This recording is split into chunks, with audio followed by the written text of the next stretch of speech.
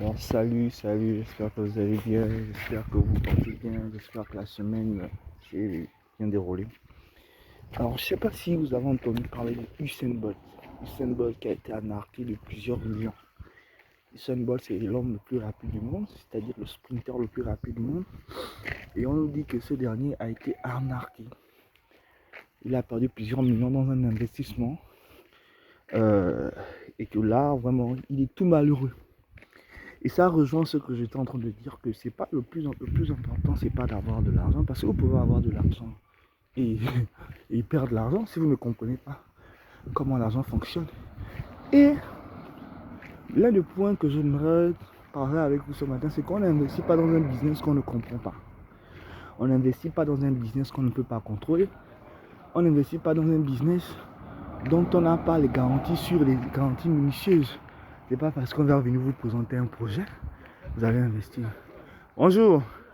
Et on n'investit pas aussi dans un business parce que vous avez vu d'autres personnes investir. Parce que généralement, quand vous voyez un business, vous dites que le business est florissant. Mais vous ne connaissez pas ce que la personne subit pour maintenir ce business. Je prends l'exemple. Voilà, vous allez acheter une voiture, vous voulez faire dans le transport.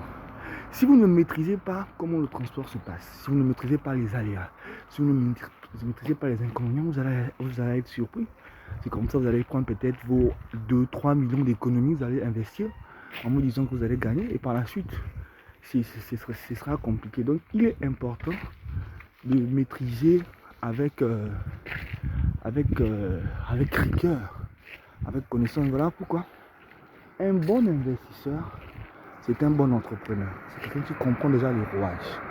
Par exemple, lorsque vous achetez une voiture et que vous voulez la mettre en circulation, vous devez comprendre le circuit d'approvisionnement des pièces détachées. Vous devez comprendre le circuit des policiers, le circuit des gendarmes. Vous devez comprendre le circuit des trajets. Vous devez comprendre le circuit des assurances. Vous devez comprendre le circuit des garages de réparation. Vous devez comprendre le circuit de la maintenance.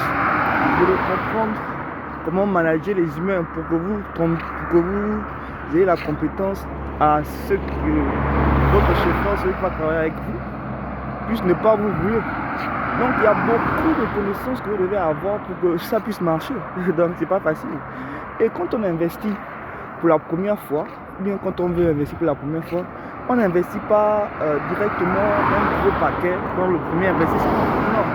Il est souvent mieux de faire un petit investissement dans quelque chose qui semblerait être bon et d'étudier l'investissement et de voir comment ça se passe.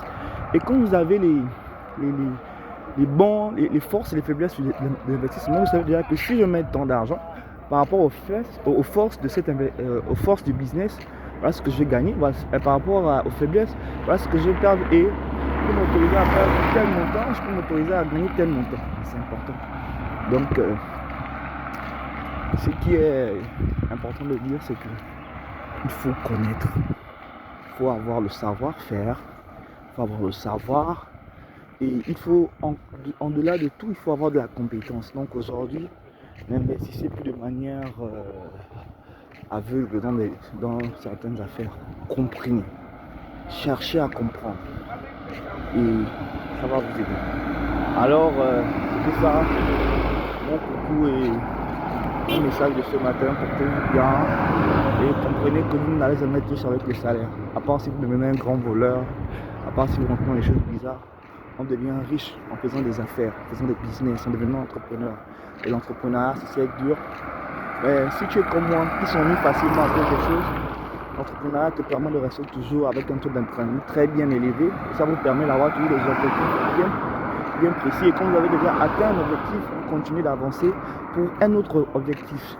Alors, sois le self-made de ta life, man. Change ta vie, commence à faire quelque chose de nouveau, commence à prendre des engagements nouveaux, commence à lire un livre par mois, une page par jour, 7 pages par semaine, commence à faire quelque chose.